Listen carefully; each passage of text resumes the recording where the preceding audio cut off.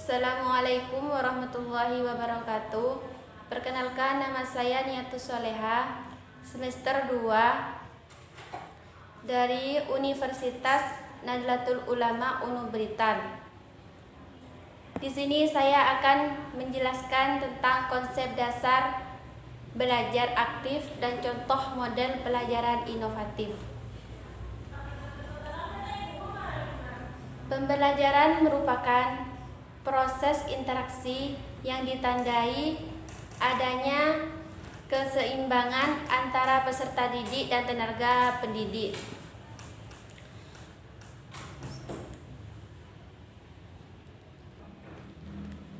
Yang dinamakan belajar aktif adalah sebuah usaha dalam kegiatan pembelajaran yang mencoba membangun keaktifan peserta didik selama proses pembelajaran, di mana menekankan ketelitian seluruh indera, misalnya indera penglihatan, indera pendengaran, dan lain sebagainya. Kegiatan pembelajaran dilakukan dengan banyak memberi tugas untuk menerapkan apa saja yang dipelajarinya. Untuk itu, selama proses pembelajaran berlangsung, peserta didik mengikuti pembelajaran dengan menyenangkan, penuh semangat. Jadi, pembelajaran aktif adalah sebuah proses pembelajaran yang menekankan pada keaktifan siswa selama proses pembelajaran, yang ditekankan pada proses ceramah dan mencatat. Tugas peserta didik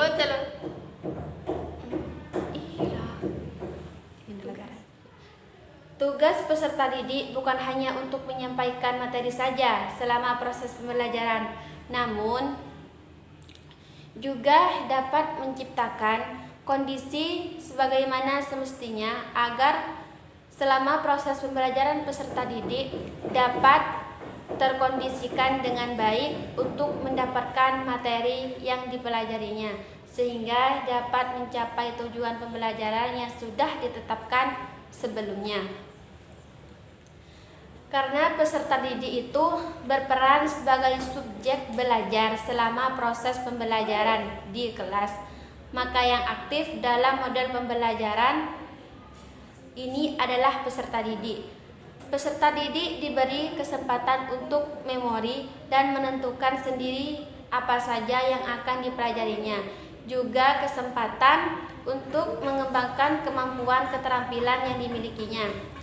Nah, jadi peserta didik tidak harus selalu menentukan lebih dahulu materi pembelajaran apa yang harus dipelajari peserta didik, melainkan namun diselesaikan dengan kebutuhan dan karakteristik peserta didik.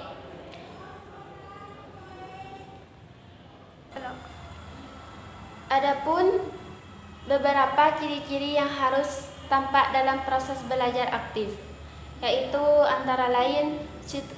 Situasi tetap terkendali meskipun selama proses pembelajaran berlangsung. Peserta didik ditantang untuk melakukan kegiatan pembelajaran secara bebas. Bebas menentukan materi yang akan dipelajari. Yang kedua, pendidik lebih banyak memberi rancangan berpikir pada peserta didik untuk memecahkan masalah yang telah diberikan. Dengan begitu, peserta didik tidak begitu mendominasi selama kegiatan pembelajaran, namun siswa sendiri yang selalu aktif mencari, sehingga pembelajaran akan lebih mudah diserap. Yang ketiga, kegiatan pembelajaran berlangsung secara bervariasi, disesuaikan dengan kebutuhan dan karakteristik siswa. Karena pembelajaran yang bervariasi tidak dapat membuat peserta didik merasa bosan karena melihatnya secara langsung.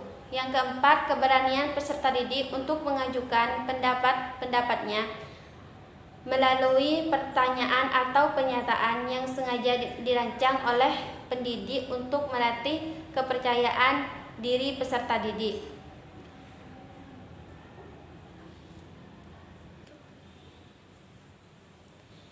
Contoh model pembelajaran yang inovatif, yaitu misalnya seperti ceramah. Yang dinamakan dengan ceramah, metode ceramah itu adalah penuturan tahan belajar secara lisan. Metode ceramah ini tidak senantiasa jelek bila penggunaannya dipersiapkan dengan baik, didukung dengan alat dan media secara memperhatikan batas-batas penggunaannya. Metode ini lebih baik dikombinasi dengan metode yang lainnya agar lebih bervariasi, karena ceramah dilakukan dengan tinjauan sebagai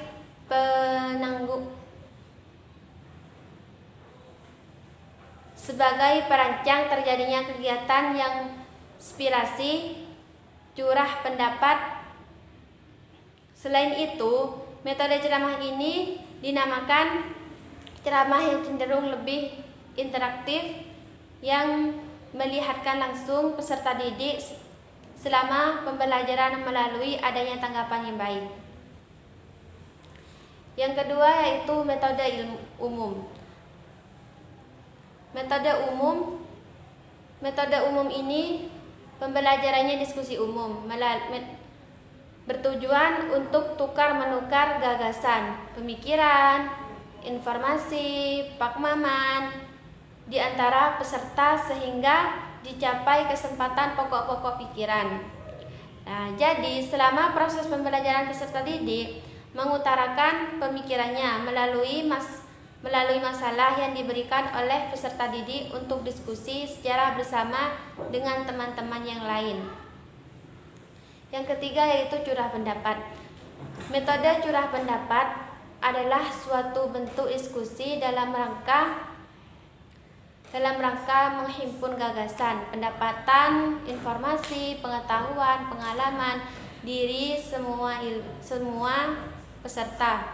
Jadi dalam metode ini pendidik hanya memberikan masalah yang nantinya akan dijawab peserta didik melalui penyataan terdapat yang didapatkannya melalui pengalamannya sebelumnya, sehingga dalam proses pembelajaran mendapatkan banyak ide atau gagasan diri peserta didik dalam waktu yang relatif singkat.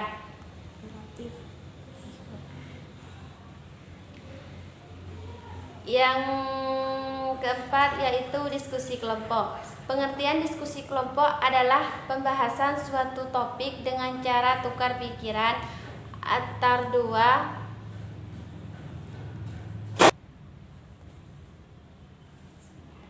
Penggunaan metode ini bertujuan untuk mengembangkan kesamaan pendapat peserta didik. Ya, sekian dari saya.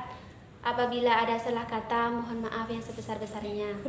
Wabillahi taufik wal hidayah. Wassalamualaikum warahmatullahi wabarakatuh. Assalamualaikum warahmatullahi wabarakatuh. Perkenalkan, nama saya Niatus Soleha, semester 2. Cek mah tentang HP teh. Assalamualaikum warahmatullahi wabarakatuh. Perkenalkan, nama saya Niatus Soleha dari Universitas UNU Blitar, cabang Gempol.